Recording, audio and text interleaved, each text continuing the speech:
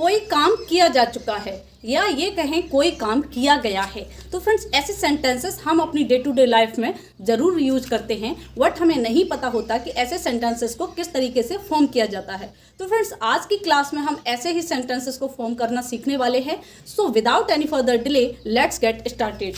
So friends you can see मैंने यहाँ पर कुछ सेंटेंसेस ऑलरेडी बोर्ड पर लिख रखे हैं। तो फ्रेंड्स इन सेंटेंसेस की हेल्प से हम सीखेंगे कि ऐसे सेंटेंसेस को किस तरीके से फॉर्म किया जाता है। So friends first of all मैं बता दूं, अगर इंग्लिश ग्रामर के पॉइंट ऑफ व्यू से बात करें तो ऐसे सेंटेंसेस प्रेजेंट परफेक्ट टेंस के पैसिव वॉइस होते हैं। प्रेजेंट परफेक्ट टेंस के पैसिव वॉइस। सो फ्रेंड्स ऐसे सेंटेंसेस को फॉर्म करने के लिए हम एक स्ट्रक्चर का यूज करते हैं, और वो स्ट्रक्चर है subject plus has, have plus been plus B3, या फिर आप कह सकते हैं पास्ट पार्टिसिपल, और plus by plus object. Object यानी एजेंट, एजेंट यानी डूअर जो काम कर रहा है। तो ऐसे सेंटेंसेस अगर डूअर दिया है तो डूअर को या तो इतनी इंपॉर्टेंस नहीं दी जाती। ऐसे सेंटेंसेस में एक्शन पर फोकस किया जाता है, एक्शन पर, कि जो भी ऑब्जेक्ट है और एक्शन है उस पर फोकस किया जाता है, ना कि इस बात पर कि हु इज डूइंग इट, इस काम को कौन कर रहा है, यानी डूअर पर फोकस नहीं किया जाता है। पैसिव वॉइस जो भी होते हैं सारे पैसिव वॉइस में डूअर पर फोकस नहीं किया जाता है, और ऑलरेडी मैं बता चुकी हूँ किसी भी पैसिव वॉइस में V3 का यूज किया जाता है, यानी कि वर्ब की थर्ड फॉर्म का। तो सेंटेंस देखते हैं, कमरा बंद किया जा चुका है, तो क्या होगा sentence, the room has been closed, the room has been closed। हमने यहाँ हैज का यूज किया है क्योंकि जो हमारा सब्जेक्ट है वो सिंगुलर है। तो यहाँ पर मैं आपको बता दूँ हैज और हैज का यूज हम करते हैं सिंगुलर सब्जेक्ट के साथ, और हैव का यूज हम करते हैं प्लूरल सब्जेक्ट के साथ, प्लूरल सब्जेक्ट के साथ। जैसे कि प्लूरल सब्जेक्ट में क्या क्या आ जाता है आपका, आई, यू, वी, दे, और कोई भी नाउन वो मोर देन वन होना चाहिए, यानी एक से ज़्यादा होता है तो वहाँ पर भी आपका हैव का यूज होगा। और जो हैज है, हैज हम क्या किसके साथ यूज करते हैं, ही, सी, और आपका ए, और साथ ही साथ कोई भी सिंगुलर नाउन उसके साथ हम हैज का यूज करते हैं। सो फ्रेंड्स आई होप कि आपको समझ में आया होगा। नेक्स्ट सेंटेंस देखते हैं, उसकी सभी ने प्रशंसा की है। तो अब आप देख सकते हैं इस सेंटेंस को आप कैसे पता करेंगे कि इस सेंटेंस को हमें पैसिव वॉइस में फॉर्म करना है।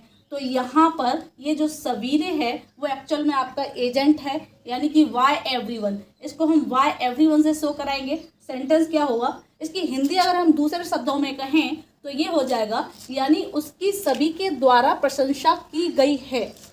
सेंटेंस को घुमाने के लिए इस तरीके से रख दिया गया है। तो सेंटेंस होगा सी has been praised by everyone. She has been praised by everyone। इस तरीके से ये सेंटेंस फॉर्म होगा। नेक्स्ट सेंटेंस है, काम पूरा किया जा चुका है। इसको बोलने के दो अलग अलग सेंस हो सकते हैं। हिंदी में काम पूरा किया जा चुका है, या फिर काम पूरा किया गया है। दोनों ही सेंटेंस में एक इंग्लिश का सेंटेंस बनेगा।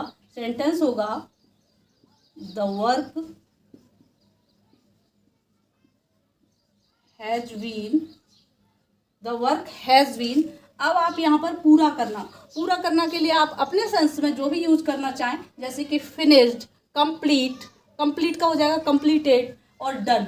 किसी भी सेंटेंस वर्ड को आप यूज कर सकते हैं। The work has been done, मैंने यहाँ डन का यूज किया है। आप ऐसे भी बोल सकते हैं the work has been finished, या फिर आप कह सकते हैं the work has been completed. इस तरीके से सेंटेंस को फॉर्म किया जा सकता है। सभी छात्रों को सूचित किया जा चुका है। अब आप देख सकते हैं कि यहाँ पर जो आपका सब्जेक्ट है वो प्लूरल है, यानी जो छात्र हैं वो मोर देन वन हैं, एक से ज़्यादा हैं। तो मैंने अभी बताया था कि जब भी बात आती है एक से ज़्यादा के लिए तो हम हैव का यूज करते हैं। तो सेंटेंस क्या हो जाएगा, all students have been all students have been, और सूचित करना के लिए हम यूज करते हैं इन्फॉर्म, और इन्फॉर्म की थर्ड फॉर्म का यूज होगा informed. All students have been informed. इस तरीके से फ्रेंड्स इन सेंटेंसेस को हम फॉर्म करते हैं। अगर यहाँ पर इस तरीके से होता कि प्रिंसिपल द्वारा सभी छात्रों को सूचित किया जा चुका है, प्रिंसिपल द्वारा, तो क्या हो जाता, all students have been informed by principal. इस तरीके से सेंटेंस को फॉर्म किया जाता है। नेक्स्ट सेंटेंस है टिकट बांटे जा चुके हैं। तो फ्रेंड्स इस सेंटेंस को आप ट्रांसलेट करेंगे एंड कमेंट बॉक्स में टाइप करेंगे, then I will reply your sentence is correct और इनकरेक्ट। तो फ्रेंड्स आई होप कि आज के जो सेशन है, आज का जो सेशन है, मैंने ये आपको जो स्ट्रक्चर समझाया है ये आपको अच्छे से समझ में आया होगा। तो फ्रेंड्स आई होप कि आज की क्लास आपको पसंद आई होगी और आप इसी तरीके से और भी सारे सेंटेंसेस फॉर्म कर सकते हैं और अपनी डे टू डे लाइफ में उन सेंटेंसेस को यूज कर सकते हैं। आप बोलेंगे, आप अपनी रियल लाइफ में उन सेंटेंसेस को यूज करेंगे, फिर आपको इंग्लिश ईजी लगना स्टार्ट हो जाएगी। सो फ्रेंड्स आई होप कि अगर आज की क्लास आपको पसंद आई है तो प्लीज़ एक लाइक और एक शेयर अवश्य करें। If you found this video helpful, then please like, share and subscribe. See you in the next video. Till then, take care, keep learning, keep practicing. Bye bye.